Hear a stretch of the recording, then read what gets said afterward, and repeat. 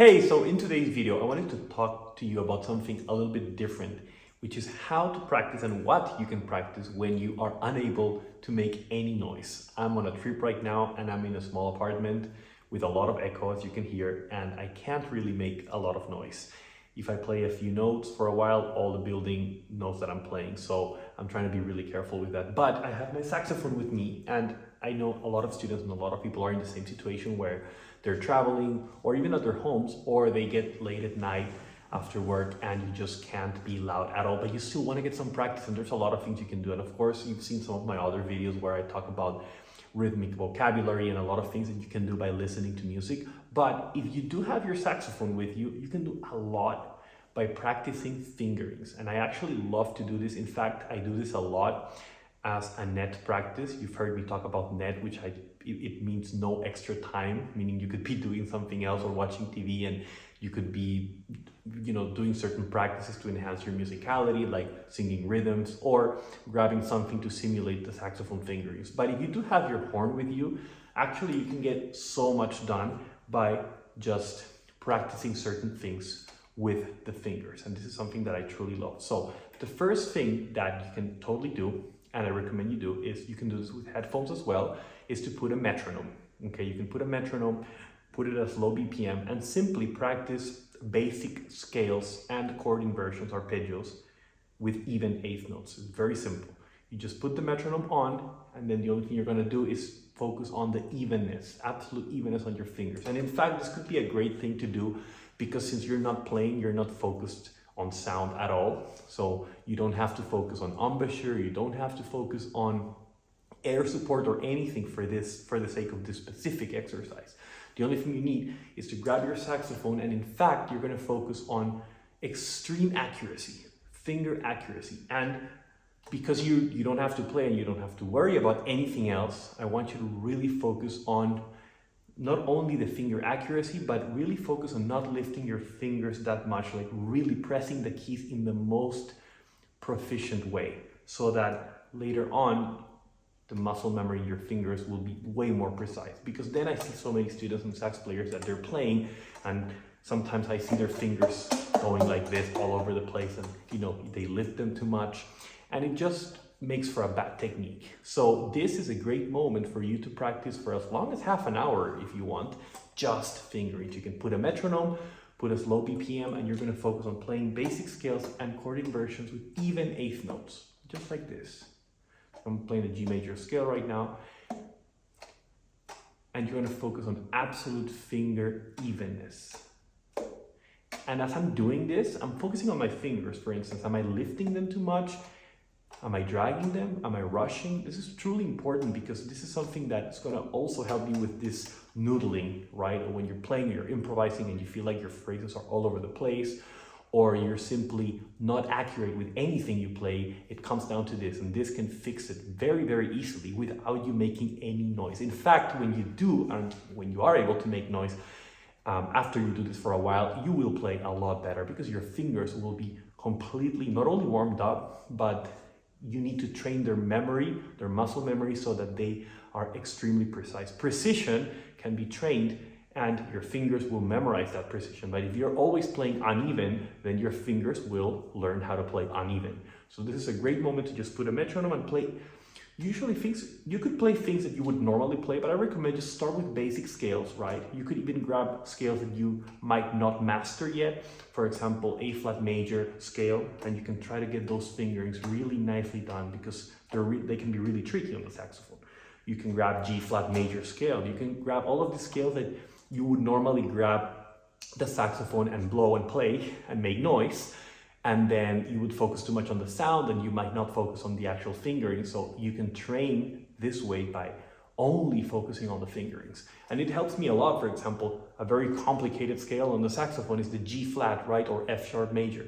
So if I play it like this, I focus on precision because that scale is really tricky because it has a lot of weird finger combinations. But if I do it like this, I train my fingers to be as precise as possible with that very uncomfortable finger movement from that scale. So you can grab and do it with anything that would normally be a little bit challenging with your fingerings, but you normally wouldn't practice it with just the fingerings alone because, again, we always want to play. It's hard for me right now to not I really can't play at this moment. I have my saxophone with me, and believe me, I really want to play, but I can't.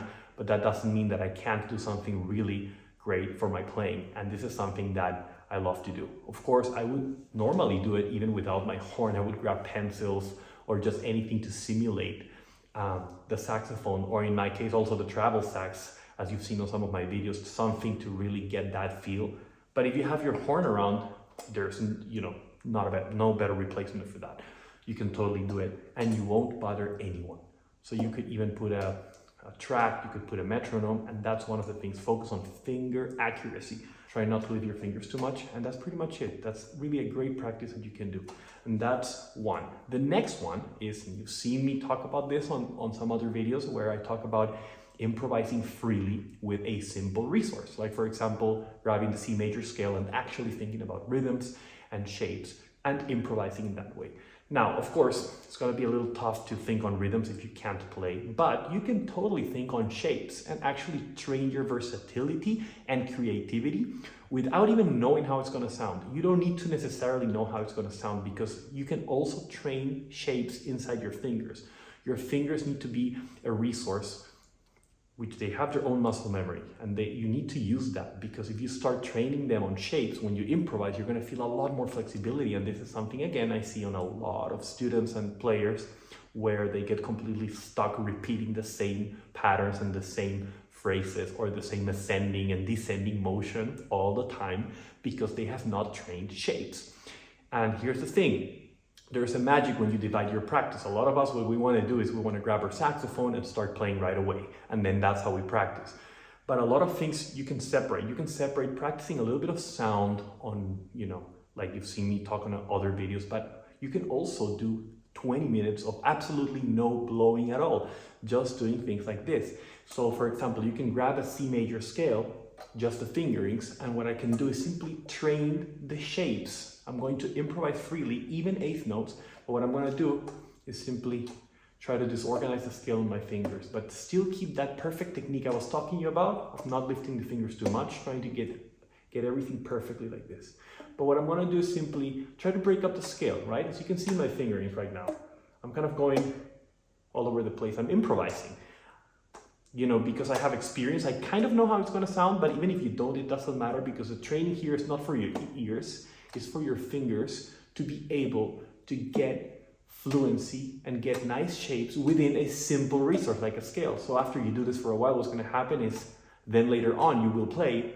Once you blow on it, what's going to happen is you're going to actually hear these shapes that you've been creating with your fingers, and then you finally will get the actual sound of what you've been practicing. But this is actually pretty cool, and it's almost like a reverse process of what a lot of people do, because many students want to rely exclusively on their ears, and it's not a bad thing, but again, there's other ways to do it. Because we have an instrument like a saxophone where you can press keys, you also need your fingers to feel creative, right? And this is why I feel so many students get stuck repeating the same things all the time and noodling around their improvisations, right? If you've ever felt you're repeating the same things when you improvise, then this is something that you can practice with your fingers alone, without making any noise at any time of the day. If you have your saxophone, then even better, because you can actually get the technique of the fingers. Grab a simple C major scale, for example, and simply put a metronome, or just even without a metronome, just focus on the evenness, but focus on shapes. What I mean with shapes is don't just play the scale up and down like you see me do here. Play different shapes, a third, a fifth, then go down. Just try to really get creative with your fingers, so that ultimately the sound of that will be very beautiful. You will naturally, as soon as you actually play on another day, you don't even have to play on that same day, just keep doing that. And then when you actually get the opportunity to play, you will start hearing all of the sounds that your fingers are now comfortable playing, if that makes sense. You can do this with any scale, you can do this with chords. It's just a matter of getting your fingers used to getting expanded on the horn, because I see that's a very big limitation of saxophone players, of repeating the same things, their fingers getting used to do the same thing. So ideally, this is two things that you can practice without making any noise, with your saxophone in hand, but only with the fingerings. Finger accuracy and precision to get really clean technique and proficiency. And then the next is you can practice shapes for a better and more melodic improvisation. That way, when you do get to play, you hear it and you expand your ears. And here's the thing, it's really cool because when you train shapes, you can let your fingers also train your ears, right? Sometimes you don't hear things enough. So it's a good way. I love to do that. If I'm not hearing things in my head, I would go to my horn, I would start playing shapes. And then naturally I would be like, oh wow, that was really nice. I wouldn't, I was not thinking on it, but thanks to my saxophone, now I can train my ear. So this is a good process to do that. I totally recommend you include this, especially if you're ever in a situation where you have your saxophone, you kind of want to play, you want to practice, but you can't make any noise, or you're late at night or something and you just can't make noise, then do this. Just do 10, 15 minutes anytime that happens and you want to include some practice. And I promise you, it's going to help you drastically. This is one of the things that has helped me boost my technique and proficiency a lot. Hope this video was useful and stay tuned for the next one.